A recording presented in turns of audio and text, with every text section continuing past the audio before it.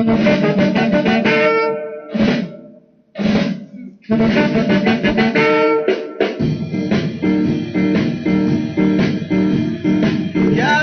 together, be brothers and sisters, we're independent. Join hands to hands, children started to dance, we're independent. Don't be sad and blue. The Lord is still with you. Because the time has come when you can have your fun. So make a run. Brothers and sisters, give joy and praise to Alexander. Brothers and sisters, give joy and praise to Mr. Manuel. Don't be sad and blue. The Lord is still with you. Because the time has come when you can have your fun. So make a run.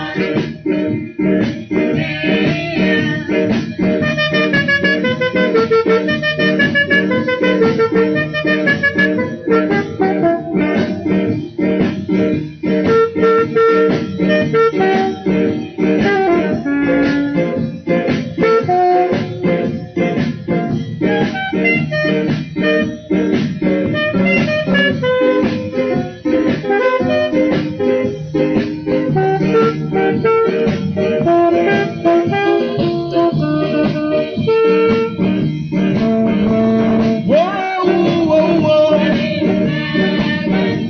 Yeah, yeah, yeah. Sing songs, and sing songs, we're independent. Yeah, yeah, yeah, yeah. Brothers and sisters, give joy and praise to Alexander. Brothers and sisters, give joy and praise to Emmanuel. Don't be sad and blue. The Lord is still with you. Because the time has come when you can have your fun. So make a run. Because the time has come when you can have your fun. So make a run.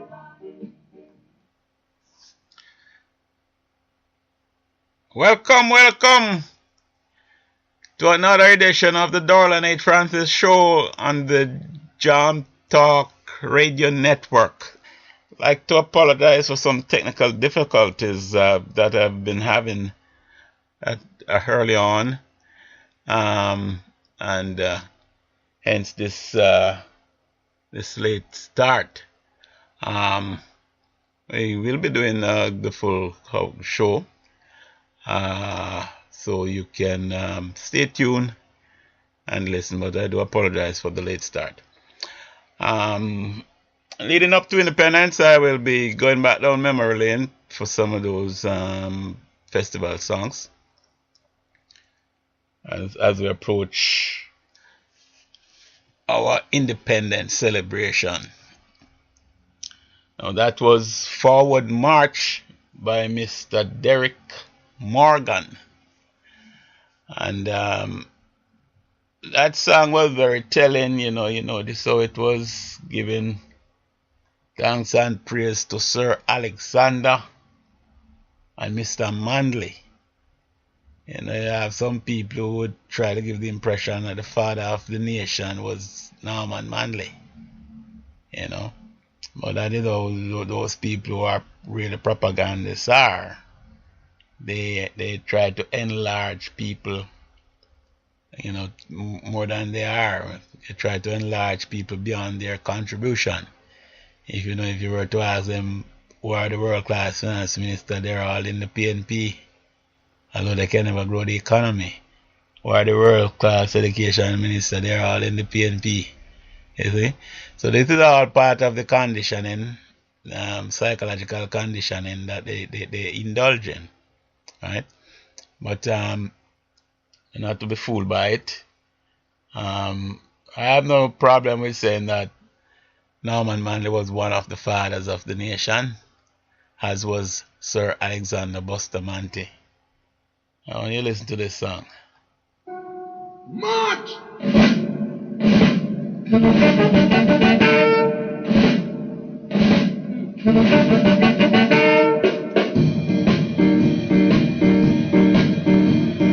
Gather together, be brothers and sisters, we're independent. Join hands to hands, children started to dance, we're independent. Won't be sudden blue. The Lord is still with you, because the time has come when you can have your fun, so make it on. Brothers and sisters, give joy and praise to Alexander. Brothers and sisters, give joy and praise to Sir Alexander. That was from 1962. Sir Alexander. Listen some more. Brothers and sisters, give joy and praise to Mr. Manley. Give joy and praise to Mr. Manley. I wonder why one is Sir and one is just Mr. I'm sure Sir Alexander was named Sir because of the body of the work that he did for Jamaica. Right? And these titles were awarded by outside forces, independent people who look inside and look at the works of the various leaders, and in their judgment thought that Alexander Bustamante was to be named Sir, and the Honorable Michael Manley was to just be Mr. Manley. Right, very distinct difference there. So all those were trying to come and say that the nation, the father of the nation is Norman Manley. I would beg to differ. We have two fathers. Right? I don't have a problem with Norman Manley being named one of the fathers. But don't try and give the impression that Norman Manley is the father of the nation. Right? And that is just part of the, the inherent desire to propagandize that come from a certain sector of people. Right? So we have two fathers of the nation, Sir Alexander and Norman Manley. Right? And if you ask me who made a greater contribution, I would say Sir Alexander. And outside forces think so too. That's why they name him Sir. Right? So as we approach another independence celebration, just like to do some reminiscing, going down memory lane.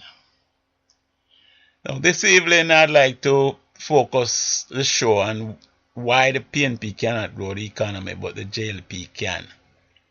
That will be the main focus of the show. But as usual, I will start with the current affairs. And in the current affairs this week, I like to revisit the carnage on the road, because last week I meant to address the accident at Flatbridge, but overlooked it, focusing on the accident involving the minibus that was traveling from I think it was Old Harbour to Spanish Town. And shortly, the grieving was not over before we were visited again with another multi fatality accident on the Dyke Road. And I'm saying, man, it's time we stop the nonsense. Drivers, stop pretending that you can drive, because you can't. People who can't drive don't involve in so much accident. Understand? Tame down your ego. There's no shame in somebody who can say you soft, you're a soft driver, you can't drive good, because the truth doesn't matter that most of these drivers can't drive good. They take excess risk and it's causing mayhem on the road, and they need to stop it. You need to stop it. It's causing too much heartache and pain, right? And just like the murder rate, it's a reflection of the disregard that the Jamaicans have grown to have for people's life, their own life, and the lives of others. They have developed a total disregard. And we know that times were hard and there was not much living for.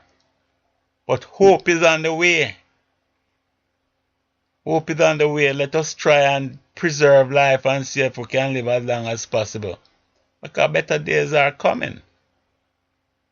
And we need to stop the recklessness. We need to show more regard for life. And we have to stop taking life by the use of the gun or the use of motor vehicle. And I'm appealing to my brothers and sisters, my brothers mostly. Slow down, man. Save a life. The life you save might be your own. And remember, when people die, there's a lot of heartache and pain that is left behind. Those pain, I have no painkiller for those pain, man. It's hard. Spare people those agony.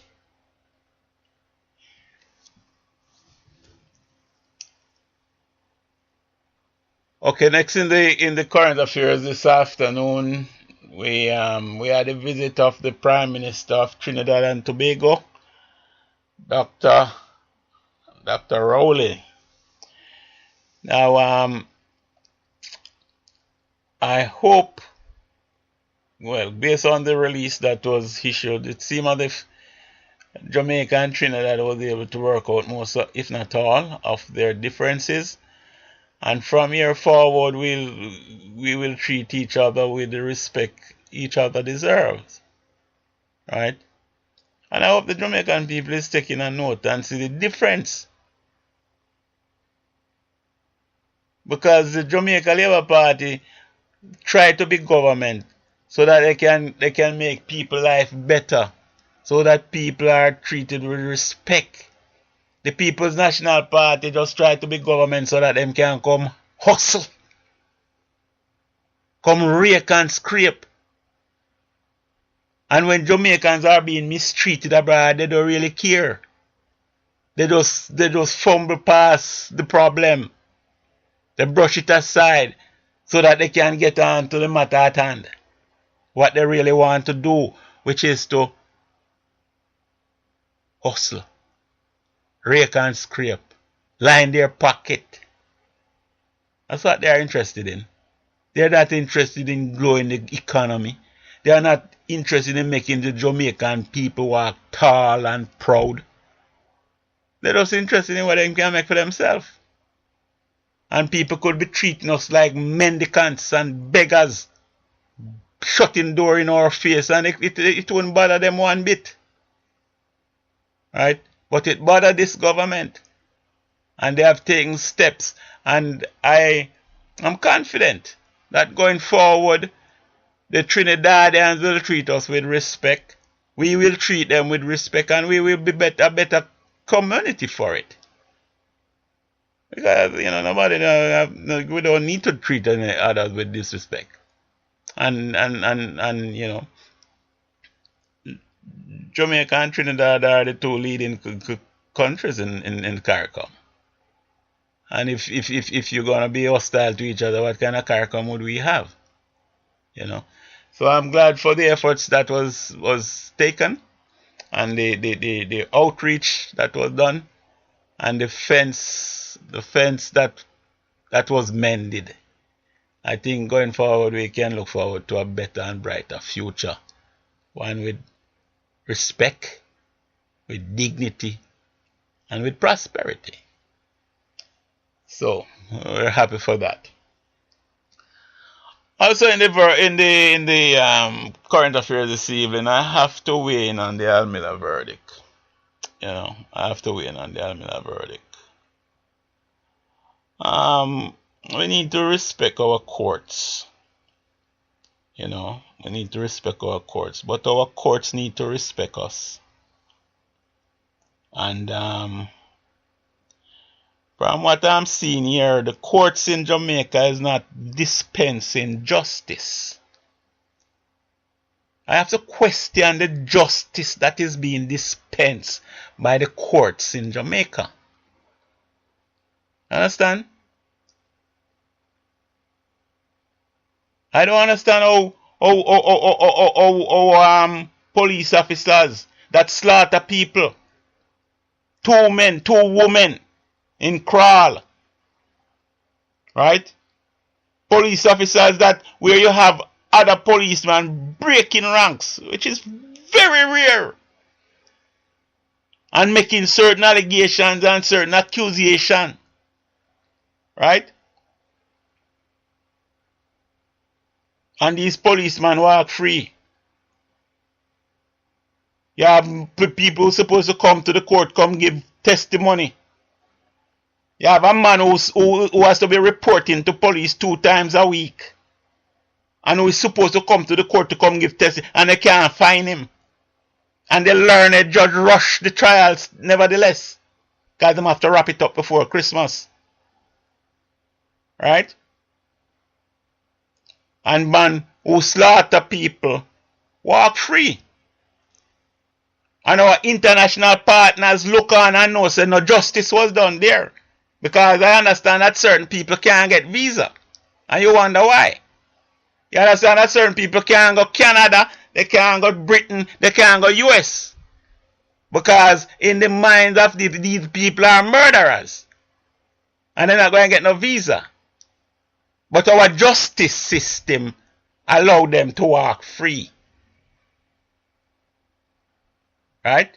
It's the same justice system that let PNP done collect $365 million for work not done. And nothing happened.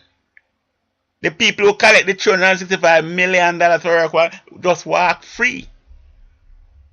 It's the same justice ministry, the same justice system that allow man to get 400 million for free light bulb to walk free. And now this justice system is gonna convict a man of God. And it's like they just take set on the man. People break into him car and take away him gun. They convict him for that. I'm sure there's a lot of other people who people breaking them car and take with them gun. People breaking them house and take with them gun. Nobody no convict for that. Why is this selective conviction? And now this man of God was intervening with the knowledge of people in high places to try to resolve the matter that was at hand at the time, the Dudus matter. He was trying to resolve it. And he's convicted. Are you telling me that the learned judge found evidence beyond reasonable doubt that Almila intended to pervert justice? I don't buy that. And why we must respect our juries, our judiciary. The judiciary must treat people with respect too. And justice must not only be done, but it must be manifestly appear to be done. And if the standard is beyond reasonable doubt, are you telling me that you are satisfied beyond reasonable doubt that the man of God intended to pervert the course of justice? Till I die, I won't believe that. The man said, I was carrying those to US Embassy. And when you see what happened to Mr. Clark, who they thought was Dudus, you must can understand the fear. Yeah, Dodos he went aboard and plead guilty, and he clearly was a man who had compromised himself. You know, but even them, even criminals, is entitled to fear system, to fear to justice. Even them is entitled to justice, right? And the man clearly was afraid to turn himself over to the local police. And what is so impossible to believe that he was being taken to be handed over to the U.S. Embassy. And if he was gonna be, if he was taking Dodos to hand over to the U.S. Embassy, and it's the U.S. who wanted him, how is that perverting justice?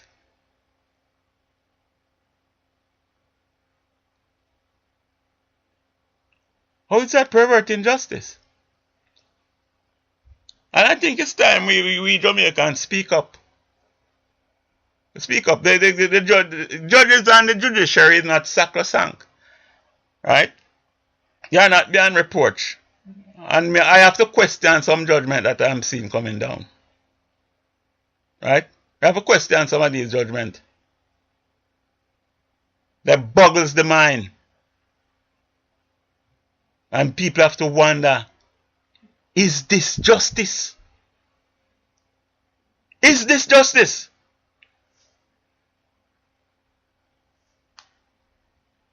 I pray and hope I never have to appear before a judge in Jamaica. I wouldn't expect any justice. This is not justice. And we must speak up against it. Not to accept it. You have to speak up. So even if you take over a country, it's just for good people to sit and do nothing. And we all know how you can take over a country. We all know the power centers of country. And what is past, what the justice system in Jamaica leaves a lot to be desired. They are one of the reasons why crime is so rampant in the country. Because who is to get their just desert is not getting it. And people who is not guilty of any crime is being made to suffer. That's not fair. It's not fair. I hope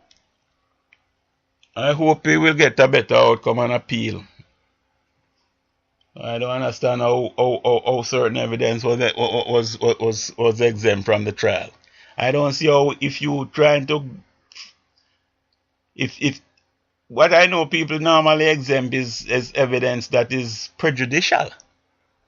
If the evidence will make a man who is charged for a crime, it will prejudice him more in the eyes of the judge or the jury, then you exclude those evidence. But if the evidence is exculpatory, why are you excluding it? Why are you excluding it? And I don't understand what's going on, man. I don't see why they're picking on Almila. Me have to wonder if it's because he is a labor right. And it seems to me like justice in Jamaica is between PNP and labor right. Because I see PNP man walk free. After they commit all kind of things. And labor right man can't, if him buck him to him gone to prison. What kind of thing is that? Is justice that? I don't think so. And the people need to speak up. You know, we have this deference for court and judge. Let me tell you something, man. They are just as corrupt. They are all over the world. You have some judge who was on the peer people sending man to prison in ordinary length of time for minor offense just to finance the prison industrial complex in America. So judge is not beyond reproach. They are just as corrupt. They are just as political. And people need to speak up. This is not justice. This is not justice.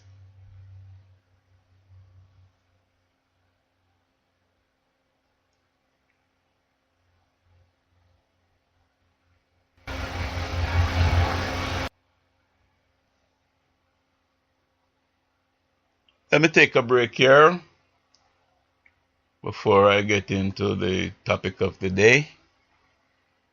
And let me chill a bit. In the meantime, taking some more forward march.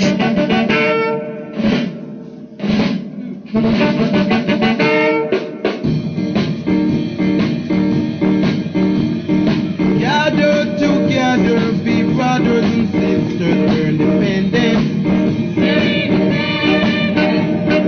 Join hands to hands, children started to dance, we're independent. Won't be sudden gloom. The Lord is still with you, because the time has come when you can have your fun, so make a run. Brothers and sisters, give joy and praise to Alexander. Brothers and sisters, give joy and praise to Mr. Mandela. Won't be sudden gloom. The Lord is still with you, because the time has come when you can have your fun, so make a run.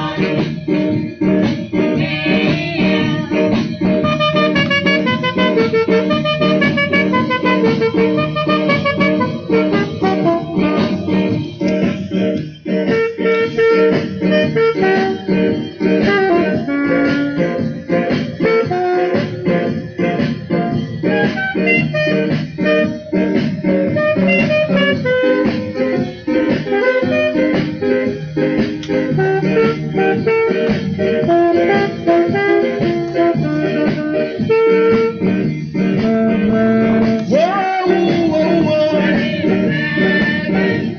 Yeah, yeah, yeah. Sing songs, sing songs. We're independent. Yeah, yeah, yeah, yeah. Brothers and sisters, give joy and praise to Alexander. Brothers and sisters, give joy and praise to Mandela. Won't be sudden gloom. The Lord is still with you, because the time has come when you can have your fun, so make a run. Because the time has come when you can have your fun, so make a run. On the 6th of August 2016, Jamaica will be celebrating 54 years of independence. 54 years. And we are still floundering in the deep. And we wonder, will we ever reach that promised land?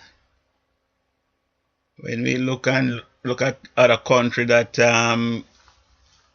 we're in our league in years gone by, they have all left us behind. Look at Singapore is clearly obvious. First world nation now. But for two years in the 1960s,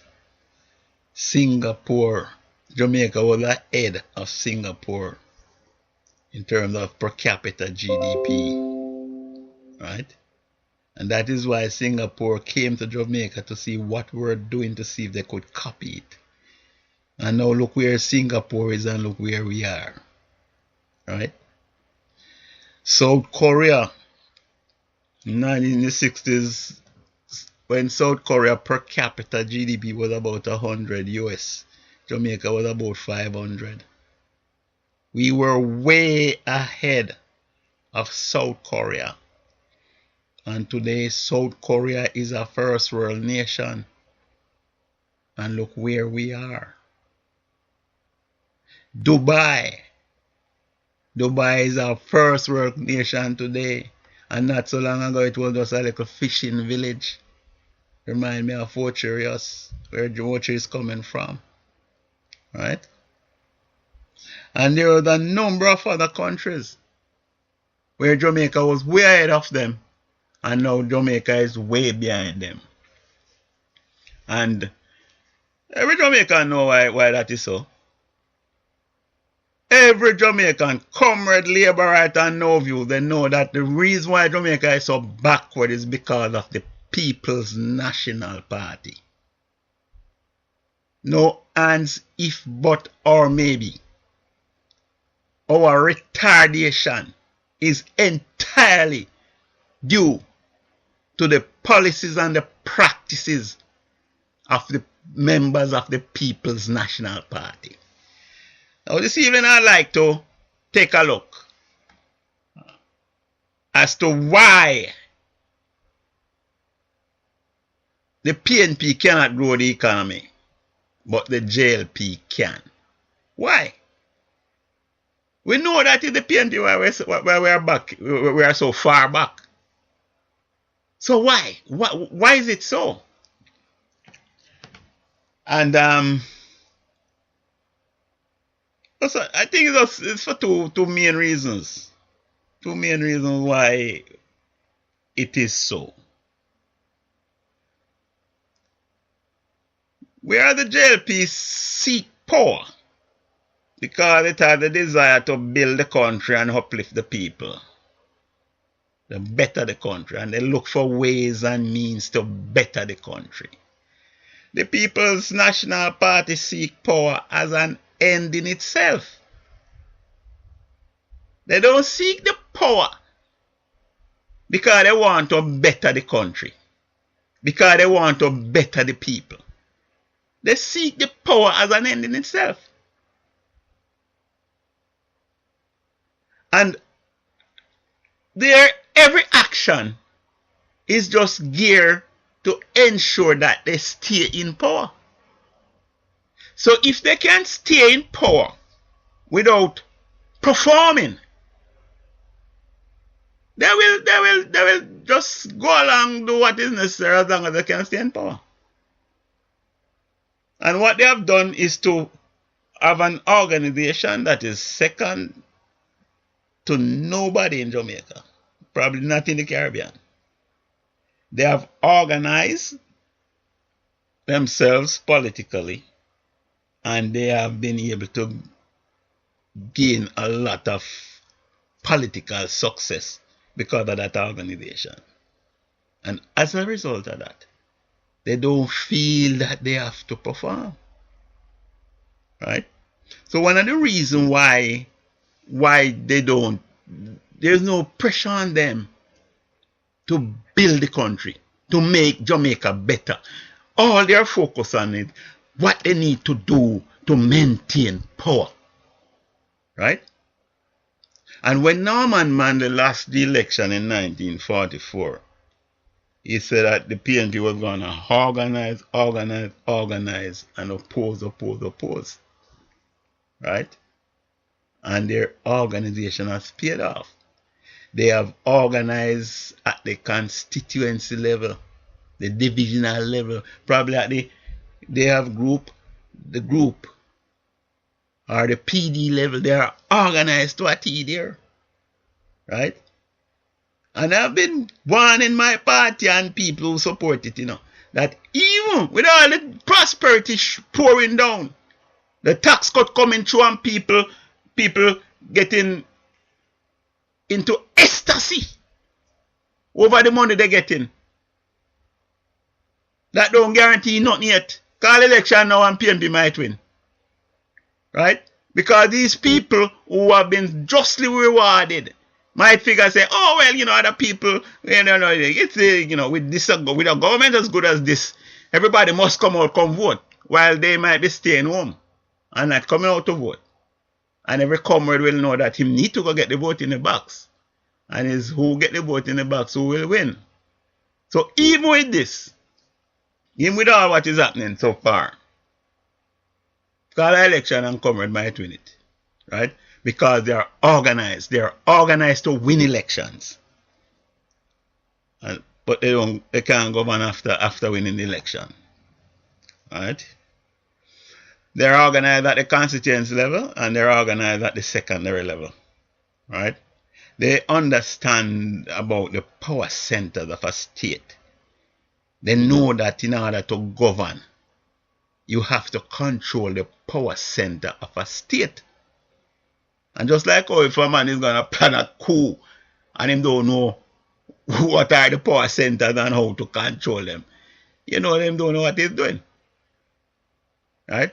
So the PNP is well versed. They know what are the power centers. And they put their people in position. And they reward their people. They encourage them to go control these power centers and they reward them. And that is why when they blow the economy up and they still win election. Right? So one of the reasons why they can't grow the economy is because they did not seek power to grow economy. Power is an end in itself for the People's National Party. So once they achieve power, all their focus on is how to retain it. And they do certain little things to retain it. And in doing those things, those further help to retard growth. Right? For example, when the People's National Party won in 1972, the first thing Michael Manley came and did was to implement the crash program. Implement crash program. And it was not a productive exercise. And you know, if it was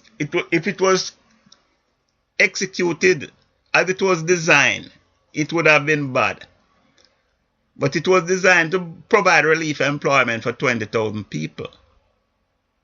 But 77,000 checks were drawn every week. Right? Because people were just harbor sharking down the money, greeding it down. Right? Now those things, you know, money, you can't just use money so. When you spend money, you have to spend it in such a way that it can regenerate itself. People talk about you invest in certain things. You be like you planting seed corn and it will grow, and you can eat some of the seed corn and you have some for plant. You might have some to sell too. But you can't just get the seed corn and all you do, you eat it. And like I say, people who eat seed corn must starve. You understand? You have to generate, you have to understand the economy is a cycle. So when you get the seed corn, you plant it, but a lot of the activity that the PNP was doing, was not geared towards regeneration. And because of that, there's no growth. Now, one of the biggest suppressor of growth is corruption. Corruption is one of the biggest suppressor of growth. Because when our money moves through the economic cycle in the way it ought to, you'll have a number of people adding value to a project or a product and getting a reward for that. For example, if you're building a road and you go and build a road for $100 million, right? And you figure, say, well, to build this piece of road, you need to employ 10 trucks carrying aggregate. You need to employ 100 workers, right? And you need to employ, you need to buy so much aggregate and mall and other road building material from quarries and other sources. When the money is spent properly, all of that money goes into the value adding chain, and the suppliers of service benefit. The 10 truck man get the money, the 100 workers get employed, right? The quarry sell and make a money, And these people now will have money that they can spend with other people. And you have that economic cycle going on. But when you have corruption, that money is just sink off. So instead of employing 100 people, 10 truckmen, and other people, you might have, the money just sink off among 5, 6, or 10 people. Now, those 10 people cannot add as much demand on the system as if the 100 people were employed, the 10 truck driver was employed, and the quarry people were employed. And with those less people getting money to create demand in the system, that is one of the reasons why there is no growth, why growth cannot take place in the economy. Right? And this sort of example, that idea was exemplified in the McGregor Gully scandal. Right? Because with the McGregor Gully, what you had was, instead of people, getting work to haul stone mason getting work to cut the stone, face the stone, and masons getting work to lay the stone. None of this was going down. Money was just pouring out, and nothing was being done. And when Ted Ogilvy went to go take a look, the guys who was involved know, say, well, this is trouble. Because they didn't have anything to show for the money that was being spent. Right? And because of that, they decided to take out Ted Ogilvy. And the guys who was wanted for Ted Ogilvy murder was spirited out to Cuba, where they stayed and was supported for 10 years before they returned to Jamaica and behave as if nothing ever happened. Right? So when you have a party that allow things like that, they can't have growth. When you have a party where you have the superintendent of work can give out the same piece of road every week, because this is something I see and know. The same piece of work was given out every week, and you collect money for that. Now, the sad thing with that is that the piece of road that was given out every week was overgrown with bush. It was never clean, but it was given out every week. That's the kind of corruption that takes place under the People's National Party. Right? That is why roads are not repaired. The money might be allocated, earmarked for the road to be repaired, but the road not repaired. Money just sink off and disappear. And the man who should have gotten a little job hauling some aggregate to patch the road, him don't get that. The workman who should have been given a little job to come shoveling the aggregate, him don't get that. The man whose equipment should have been hired, the roller that should have been hired, and you pay the roller driver to come roll the road and press it down, him don't get that. So all those people are deprived of income that is then spent in the economy to create growth. Right? And that is why under the PNP you cannot have growth. There never has been any growth, and you will never have growth. Until the mindset change, you won't have growth. Right? Another thing is, for a society to grow, it has to be a meritorious society. People have to get jobs based on their merit, based on their qualification, based on their ability to do the job.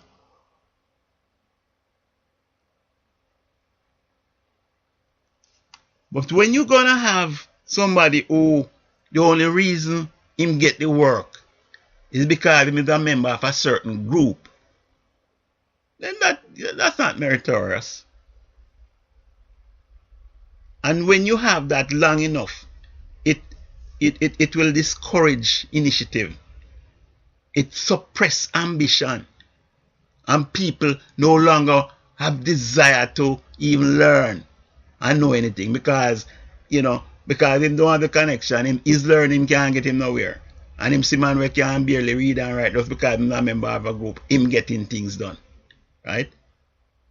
So when you have a system or an economy where it is not operating on meritocracy, then you can have retardation. There's disincentive, and people are demotivated. It kills spirit, and people just drop on. Right? The man who get the work because who is not qualified to do it, him don't perform. And you don't produce value for money. And that in and of itself leads to retarded growth. But it also disincentivizes other people who would have wanted to go to school, learn a trade, be skillful at what they do, and come and sell their service. But there's no point in doing it because a man with less skill is the one who is getting the work and making a mess of it. Right? And that is another thing that the PNP is very strong on. They do not encourage a meritorious society. What they encourage is a running society. A society where people advance because of their connection and mostly because of their political affiliation. And those are some of the reasons why. The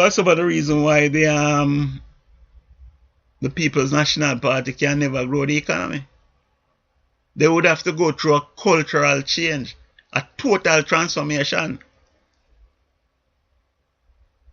before you can expect any change. And I don't see that happening in our lifetime. Culture don't change overnight. Now, because of the fact that the PNP see power as an end in itself and don't believe they need to build the country and grow the country to, so that they are maintaining power. They don't build things. You look at the fact that there's not a single hospital that was started by the People's National Party. They expand a few, yes, like Mandeville and the Kingston Public Hospital, They expand on those. But there's not a single hospital where they say, yeah, we build this one. Like how the JLP built Cornwall Regional.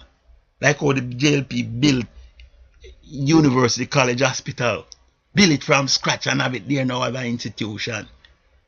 Right? They don't do that. Because they don't think they have to do it. Right?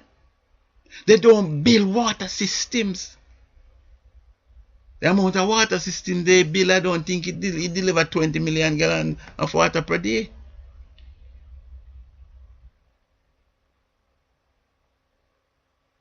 And that is partly because, when you have like water crisis, you have more control over people, So they seem to love that. Where they use water, water truck delivering the water, and they can tell it to stop at house number 1, stop at house number 5, pass the rest of the house them and stop at house number 7. That way they have control. You want water, you have to, come to group meeting, be part of the organization. You can't just be part of a society where you can go home and you turn on your pipe, you get your water, you bathe, and you enjoy your life. kick back, watch your TV, and then go sleep, and you start to say, go over next morning. No. You have to be politically affiliated, politically connected. So they're not in any rush to go build no mega water system. And because of that, they have not built any. And when you don't build these systems, these infrastructure in a country, you don't get growth. It's when you build these things, you have growth. Understand? So the PNP cannot grow the economy. But why the JLP can grow it? The JLP does not see power as the end in itself. They have vision of where they can want to take the country. And because of that, they figure out the things that is needed to move the country forward. How much water system is needed. And they take measures and steps to build those systems. How much hospitals are needed. And they take measures and steps and build those systems. And how much schools. One of the reasons why the 1960s had so much phenomenal growth is because the JLP was building hospitals like Cornwall region and like Savlamar, right? Maypen. They were building schools. They built 126 primary schools and 59 secondary schools. And they were building water systems like the Martha Bray water system, the Tolo Spring, and a number of other wells all over the place. When you build those things, money is spent employing people and you have growth. That is why the JLP is able to grow the economy. But the People's National Party cannot. It's not even so much economic systems. It's not even so much because they are socialists. And the JLP is more liberal, more progressive. That is part of it, but it's not so much that. Right? Because you have socialist countries in the world that grow them in economy that have good quality of life. Norway, Sweden, Denmark. Right? Those are considered to be socialist countries. And they have good quality of life. But you have to have the desire to do these things. And what happened? The People's National Party only have the desire for power. And then once they get power, they do the things that will keep them in power. And if that means allowing people to squat and don't molest them, they let them squat and run down the value of property, run down the value of neighborhoods. Right? Have places where crime can thrive and fester. If it means turning a blind eye to lotto scamming, they do that. Because they're not trouble nobody, and then all they want is the people to vote for them. Because they are running smarty.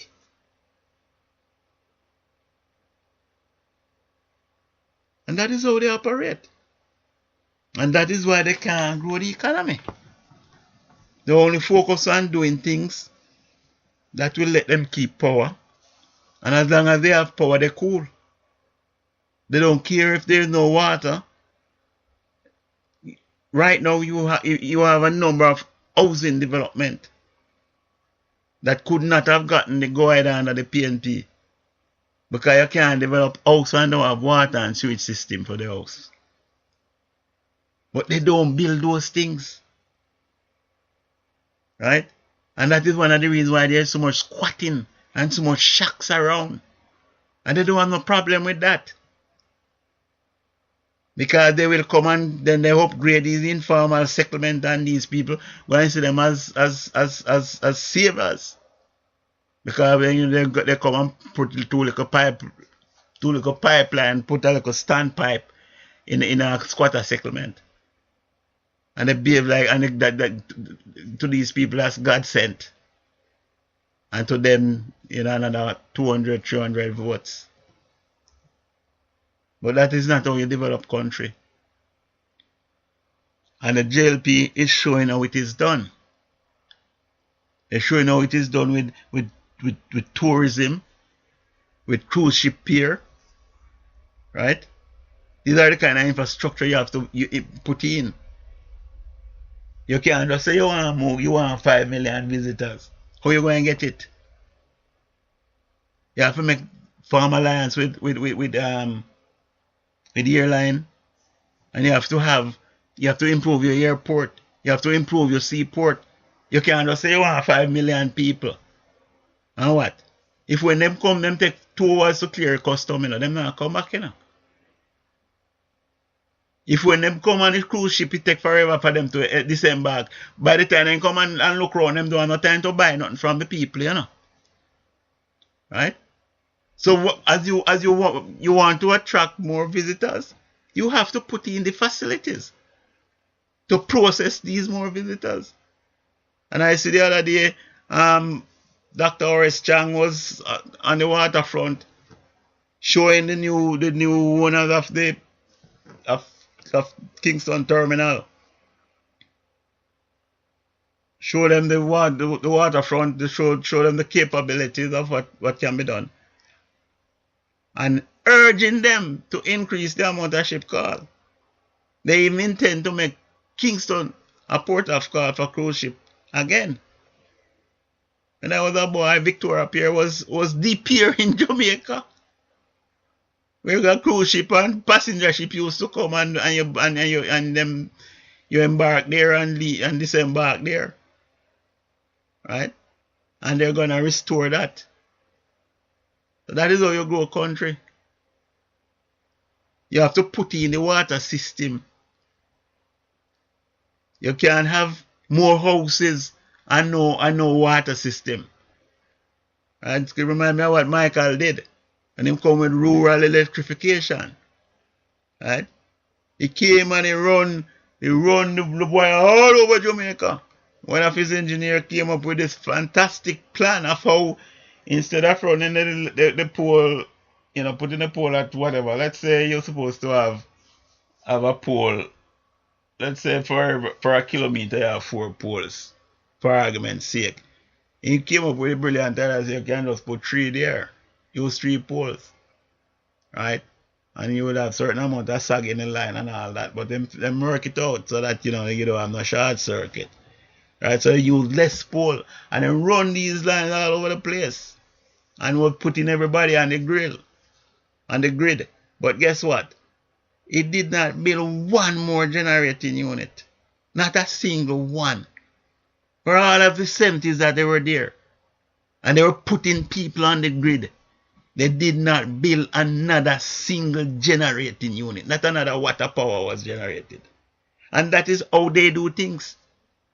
Because when they put people on the grid, the people who get light in their house will feel good and go vote.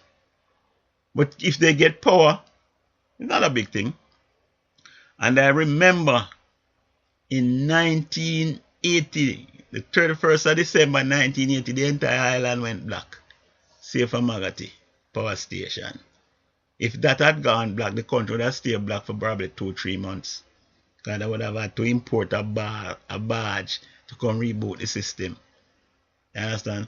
But that is how they run things. They just do what is popular and not what is sound. And that is why they can't grow the economy.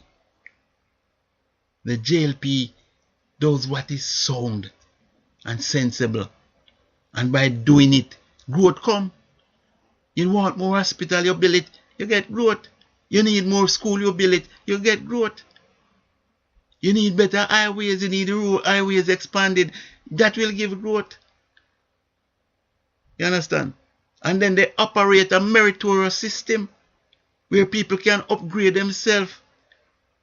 And by their training and their learning, they will get ahead in life. Rather than their political connection. and who they know. And that is why you find that under the Jamaica Labour Party, you have growth, and you have phenomenal growth, and under the PNP you cannot have any. And when you see the JLP in power and there's not much growth, it's because they have to be cleaning up PNP mess, or they have to be enduring world financial crisis like the Bruce Golden administration had to endure, right? But all in all, based on the culture of both parties, the PNP has a culture that is growth retarding, and the JLP has a culture that is growth encouraging. And that is why the JLP can grow the economy. And Jamaica people, you need to support the party that support a system that will make your life better. Because that is the only way we'll be able to move from poverty to prosperity. I thank you for joining me this evening. I'm sorry about the technical difficulty which caused a shortening of the program. But such is life. I look forward to having you next week. Until then, be good. And if you can't be good, be careful. And especially to the drivers on the road. Please. There's too much death on our highways. And I leave you with some more forward march. March!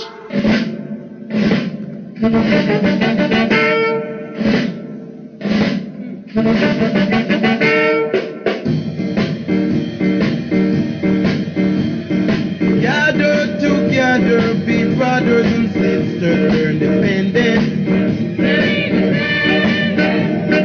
Join hands to hands, children started to dance, we're independent. Don't be sudden blue. The Lord is still with you, because the time has come when you can have your fun, so make it on. Brothers and sisters, give joy and praise to Alexander. Brothers and sisters, give joy and praise to Mr. Mandela.